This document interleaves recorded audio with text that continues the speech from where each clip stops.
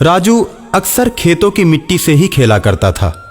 मिट्टी से टेढ़े मेढ़े खिलौने तैयार करके वो खूब खुश हो जाता था। बेटा राजू, मिट्टी मिट्टी नहीं खेला करते। देखो तुम्हारे कपड़े कितने गंदे हो गए। माँ, मैं मिट्टी मिट्टी नहीं खेलूंगा, लेकिन मेरे लिए खेलने के लिए खिलौने तो ला दो। ठीक है, मैं बाजार से जाकर खिलौने ला दूंगी। माँ की बात सुनकर राजू खुश हो जाता है। राजू के मम्मी पापा उसे घर पर अकेले ही छोड़कर बाजार की तरफ जाते हैं और जाते हुए राजू से कहते हैं, बेटा इधर उधर मत जाना और जंगल में उस तालाब की तरफ तो बिल्कुल भी मत जाना।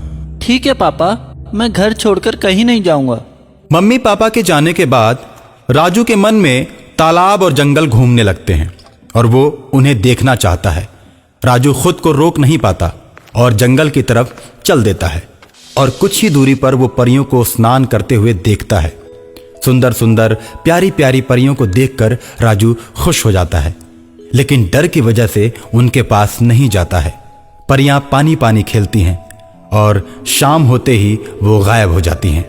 जाते समय परियों को ख्याल नहीं रहता, पर एक छोटी परी तालाब में छूट जाती है। छोटी परी चल तो सकती है, लेकिन उड़ नहीं सकती क्योंकि उसके पंख बहुत ही छोटे हैं। राजू उस नन्ही परी को अकेले देखता है तो उसके पास जाता है और उससे कहता है, बहन, तुम्हारा नाम क्या है? मैं परी हूँ और मेरी मम्मी का नाम सोन परी है। तुम हमारी दोस्त बनोगी? हम लोग साथ साथ खूब खेलेंगे। परी और राजू खेलने लगते हैं। परी राजू के साथ खेलते खेलते उसके घर आ जाती है। शाम को राजू के मम्मी पापा जब राजू के साथ परी को देखते हैं तो उससे कहते हैं, राजू तूने ये क्या कर दिया? अब तो परियां क्रोध में आकर हम सबको श्राप दे देंगी। क्यों डरते हो अंकल? ऐसा कुछ भी नहीं होगा। मैं तो राजू के साथ खेलूंगी, फिर मेरी मम्मी आएगी और मुझे लेकर जाएगी और बदले में राजू को ढेर सारे खिलौने देगी। रानी परी के मुख से यह बात सुनकर राजू के मम्मी पापा बहुत खुश होते हैं। उन्हें अब सोन परी का डर नहीं रहता। रानी परी और राजू फिर एक साथ खेलने लगते हैं।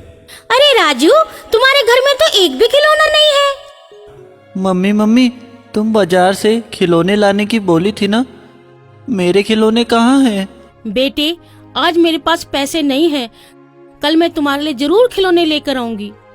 आंटी जी, तुम पैसे के बिना खिलौने नहीं लाई? ये लो पैसे।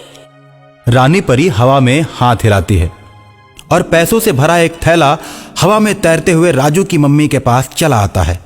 आंटी जी, आपके पास पैसे नहीं है? ये लो, ये परी लोग के पैसे हैं। ये पैसे सोने के होते हैं। आप इन्हें बेचकर अच्छा सा घर बना लो। मेरे और राजू के लिए बहुत सारे खिलौने लेकर आओ। राजू के मम्मी पापा सोने के सिक्कों को देखकर बहुत ही खुश होते हैं और कुछ ही दिनों में सोने के सिक्कों को बेचकर बहुत बड़ा घर बनवा लेते हैं। और उसके बाद राजू के मम्मी पापा अपने गांव में सबसे ज्यादा अमीर हो जाते हैं। यार, अचानक राजू का परिवार इतना धनी कैसे हो गया? राजू तो कुछ दिनों से घर से बाहर भी नहीं निकल रहा है। चलो हम पता लगाते हैं कि मामला क्या है। गांव वाले छुप छुप कर राजू के घर की बात को सुनते हैं। राजू के घर से परी की आवाज आती है। वे लोग समझ जाते हैं कि परी के चलते ही राजू का परिवार इतना धनी हुआ है और गांव वाले मुखिया से जाकर कहते हैं, राजू के साथ साथ उस नन्ही परी को भी चौपाल पर लाया जाए। हम भी परी को देखना चाहते हैं। राजू, मैं तो इंसानों के बीच नहीं रहती। वो तो तुम मेरे दोस्त बन गए थे, इसलिए मैं तुम्हारे घर आ गई। मुझे चुपके से तालाब की तरफ ले चलो। मेरी माँ वहाँ आई होगी। मैं अपनी माँ के साथ चली जाऊंगी, नहीं तो ये लोग मुझे मार देंगे। ठीक है, मगर मैं तुम्हें छोड़कर नहीं रह पाऊंगा। मैं भी तुम्हें छोड़कर नहीं रह सकती। तुम जब भी बुलाओगे ना, तो मैं जहाँ भी रहूंगी चले आऊंगी। ठीक है रानी परी। राजू नन्ही परी को लेकर तालाब की तरफ जाता है। तालाब में परियां पानी पानी खेल रही होती हैं। वहीं पर जाकर राजू रानी परी को छोड़ देता है। रानी परी को छोड़कर राजू बहुत ही रोता है और भारी मन से अपने घर की तरफ चल देता है। राजू जब अपने घर आता है तो घर में मम्मी पापा को न पाकर चौपाल की तरफ जाता है। गांव वाले उसके मम्मी पापा को पेड़ से बांधकर उससे पूछते हैं, बता परी कहाँ है?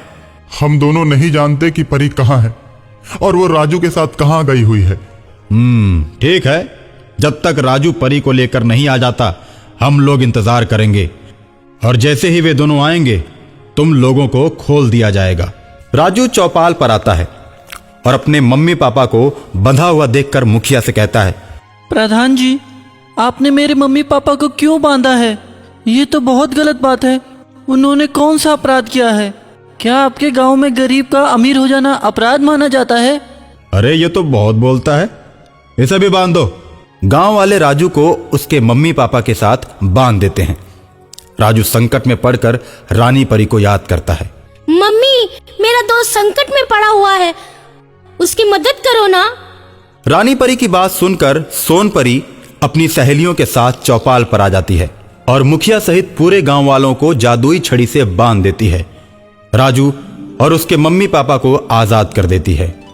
गांव वाले राजू से माफी मांगने लगते हैं और कहते हैं कि दोबारा ऐसी गलती नहीं करेंगे। राजू सोन परी से कहकर गांव वालों को छुड़ा देता है।